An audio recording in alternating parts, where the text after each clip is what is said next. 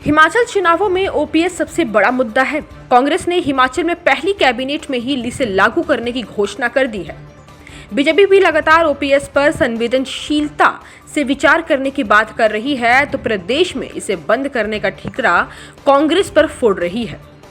केंद्रीय मंत्री तेजेंद्र चौधरी ने शिमला में पत्रकार वार्ता के दौरान कहा कि ओपीएस कर्मचारियों से जुड़ा मुद्दा है। कांग्रेस की तत्कालीन सरकार ने इसे यहां खत्म किया। बीजेपी पहले के पापों को प्रायश्चित करने को तैयार है। ओपीएस पर संवेदनशीलता से फैसला लेना होगा।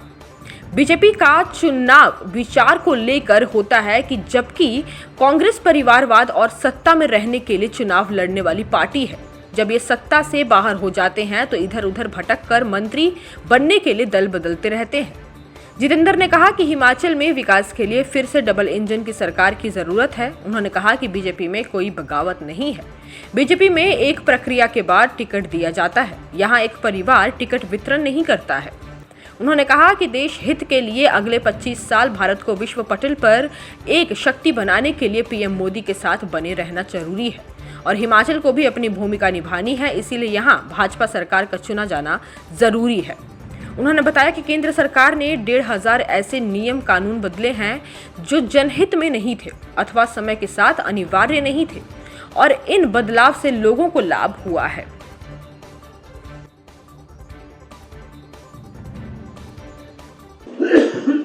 जिस भाव से और जिस संवेदनशीलता से मोदी जी इस देश में अनेकों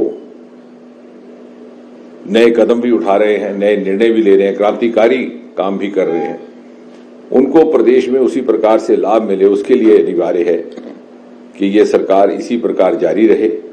एक इंजन केंद्र से चला, दूसरा यहां से जुड़े। और ऐसे अनेकों उदाहरण है। आपका आयुष्मान भारत अद्भुत योजना, लेकिन इसने भी गति 2017 के बाद पकड़ी।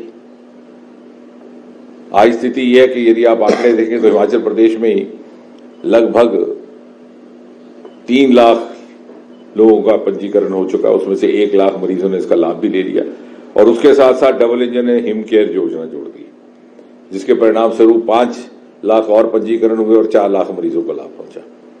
तो कोई भी योजना आप उठाएं जो जिस प्रकार से बाकी देश में लागू की गई, यहां भी की गई। राजनीति से उठ करके किस तरह से समर्पण के साथ सरकार काम कर सकती है, मोदी जी ने एक नई कार्यशैली को जन्म देने का प्रयास किया है और कोई नहीं चाहेगा आम व्यक्ति कि हम उससे अपने आप को वंचित रखें। इसलिए मुझे लगता है कि हम सबका ये दायित्व है, भले हम विचारधारा से कुछ भी हों, कि हम देश हित के लिए और अगले 25 वर्ष में यदि हमने ये कल्पना की है कि भारत को विश्व पटल पर जाकर के खड़ा करना है, तो हमारे लिए अनिवार्य है कि मोदी जी के नेतृत्व में चल रही इस विकास यात्रा का हिस्सा बने और किस तरह से पूरी अनुकूलता के साथ इस प्रदेश का योगदान है। और एक यहाँ कोई छोटा बड़ा पदाधिकारी नहीं रहता, जिम्मेवारी बदलती रहती है।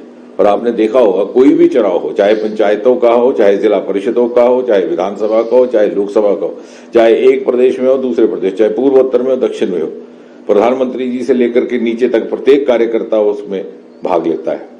ये एक सामूहिक प्रयास का प्रमाण है इस पार्टी का, यही इस पार्टी की शिनाख्त है, इसकी प्रतीक है। यहाँ एक परिवार की तरह कार्य किया जाता है और ये भारतीय जनता पार्टी का चुनाव सदा विचार को लेकर के होता है, एक संकल्प और समर्पण को लेकर होता है। ये जो बातें कह रहे हैं कांग्रेस पार्टी, इन्होंने अधिकतर जीवन सत्ता में गुजारा और परिवारवाद की राजनीति में गुजारा। हमारा कार्यकर्ता जिंदा रहा, हमारा दल जिंदा रहा, और न केवल दल जिंदा रहा बल्कि दल विकास करता रहा, क्योंकि ये संकल्प और सेवा को समर्पित पार्टी है, ना कि सत्ता को। सत्ता हमें लोगों ने दी कि हाँ इन्होंने अपनी सेवा, अपने समर्पण का परिचय दिया है, दीजिए इनको मौका दिया जाए। बल्कि कांग्रेस पार्टी का हाल देखिए, 5 साल वो सत्ता के बाहर रहते हैं, इधर उधर घूम रहे हैं कि कहां जाए, इस दल में जाए, उस दल में जाए, और हिसाब किताब गणित लगा रहे हैं। उस दल में जाए तो मंत्री बनेंगे नहीं बनेंगे, इस दल में जाएंगे मंत्री बनेंगे नहीं बनेंगे। भारतीय जनता पार्टी का ऐसी संस्कृति नहीं है। ये ओपीएस की पद्धति प्रणाली हिमाचल में अडॉप्ट किसने की? वो तो भारतीय जनता पार्टी ने नहीं की। जब ये अडॉप्ट की गई, जब कांग्रेस की सरकार थी, वीरभद्र सरकार थी, तब कितने मित्रों ने उनको प्रश्न किया, क्यों नहीं किया? इसका विश्लेषण कौन करेगा, कौन इतिहासकार इसका एनालिसिस करेगा। फिर उसके बाद 2013 आपकी फिर से सरकार आई है कांग्रेस की। अगर इसमें इतनी तकलीफ थी तो उसको बदला क्यों? यानी अपनाया भी आपने, मजबूत भी आपने किया, नहीं बदलने का फैसला भी आपने किया और भारतीय जनता पार्टी के गले पर घंटी डाली। हिमाचल प्लस न्यूज के लिए शिमला से पुष्पेंद्र चौधरी की रिपोर्ट।